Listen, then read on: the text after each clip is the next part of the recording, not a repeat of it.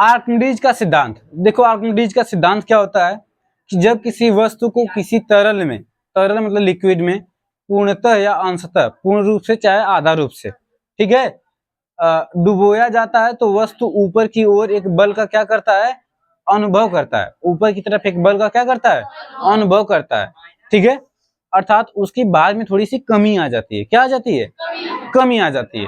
तो यह बल वस्तु द्वारा विस्थापित तरल के भार के क्या होता है, बराबर होता है। तो देखो कहने का मतलब क्या है, इसको थोड़ा सा हम समझाने का प्रयास करेंगे फिगर के द्वारा कि एक वस्तु मान लेते हैं, यहाँ पे एक वस्तु है, ठीक है, इसका द्रव्यमान मैंने मान लिया यम, लिक्विड में या पदार्थ में डाला जाता है। कहाँ डाला जाता है, तरल पदार्थ में। तो जब तरल पदार्थ में इसको डालते हैं तो इसके द्वारा नीचे की तरफ एक बल लगता है। क्या लगता है, बल। और ऊपर की तरफ भी एक बल लगता है कि नहीं लगता है। तो चूंकि इसका जो भार होता है mg होता है। क्या होता है, mg।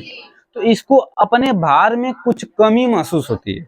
क्या महसूस होती है, कमी, ठीक है। तो वह जो कमी होती है वह किसके बराबर होती है। तो देखो जैसे इसको हम तरल में डालते हैं तो ये जैसे मान लो कोई भी चीज अगर हम पानी वगैरह में डालते हैं, जैसे घड़ा या कोई भी चीज, तो जब डालेंगे तो थोड़ा सा स्थान हट जाता है वहां से। मान लो कोई बाल्टी भरी हुई है, ठीक है, उसमें तुम कोई गिलास या कुछ भी ऐसे जग वगैरह डालोगे, ठीक है, ऐसे डालोगे तो पानी हट जाता है कि नहीं हट जाता है, पानी बाहर गिरने लगता है। तो वैसे ही मान लो कहीं तालाब है या कोई नदी है, उसमें हम नाव या कोई भी ऐसी वस्तु जब डालते हैं तो क्या होता है कि उसके द्वारा एक नीचे की तरफ क्या लगता है, बल लगता है।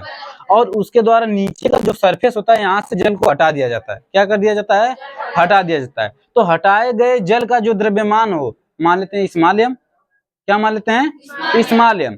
और उसके द्वारा या जो स्मालियम है उसके द्वारा जो उसका भार होता है जी। देखो सीधे सीधे कहने का मतलब ये है कि जो यह ऊपर कार्यरत बल है, ध्यान सुनो, जो यह वस्तु के ऊपर कार्यरत उत्प्लावन बल है और इसके द्वारा जो हटाया गया क्या है, जल है। तो जल का जो भार होता है और जो उत्प्लवन बल होता है, ये दोनों क्या होते हैं, आपस में बराबर होते हैं। आर्किमिडीज ने यही थ्योरी दिया था, यही प्रिंसिपल दिया था कि अगर किसी भी वस्तु को जब हम तरल पदार्थ में डालते हैं या आंशिक रूप से या पूर्ण रूप से डुबोते हैं तो उसके द्वारा पानी हटा दिया जाता है या तरल पदार्थ को क्या कर दिया जाता है, विस्थापित कर दिया जाता है। तो जितना तरल पदार्थ विस्थापित किया जाता है उसके भार के बराबर उत्प्लवन बल उस पे लगता है। समझ में आया, आया कि नहीं। अगर देखो एक बार मैं फिर से समझाने का प्रयास करूंगा कि जैसे मैं मान लूं कि यहाँ पूरा तक क्या है, तरल पदार्थ भरा हुआ है और यहाँ से इतना तरल पदार्थ जैसे वस्तु को डाला गया तो वस्तु यहाँ तक आ गई कि नहीं आ गई। तो इतना तरल पदार्थ यहाँ से विस्थापित कर दिया गया। क्या कर दिया गया, विस्थापित। तो इस पे एक जल के द्वारा बल लगता है। तो जो यह बल होगा, जितना यहाँ से तरल पदार्थ को हम हटाए रहेंगे उसके भार के बराबर बल काम करता है। किसके बराबर, इस तरल पदार्थ के, हटाए गए तरल पदार्थ के बराबर एक ऊपर की तरफ बल काम करता है। तो वह जो ऊपर की तरफ बल काम करता है उसे हम उत्प्लवन बल कहते हैं। तो वही उत्प्लवन बल होता है वस्तु के द्वारा हटाए गए द्रव के भार के क्या होता है, बराबर होता है।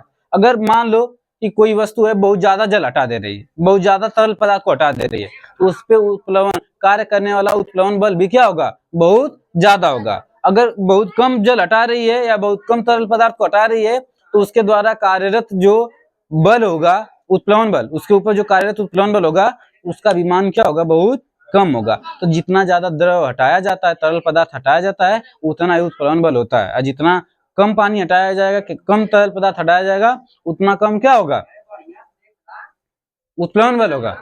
जो उत्प्लवन बल ऊपर की तरफ काम कर रहा है वह उतना ही कम होगा जितना कि हटाया गया द्रव कम होगा। अगर हटाया गया द्रव ज्यादा होगा तो उसका भार भी अधिक होगा। जब भार अधिक होगा तो उत्प्लवन बल भी क्या होगा, अधिक होगा। ठीक है, इस थ्योरी को किसने दिया था, आर्किमिडीज ने। किसने दिया था, आर्किमिडीज ने। ठीक है ना। आज के लिए इतना ही, फिर मिलते हैं कल। जय हिंद।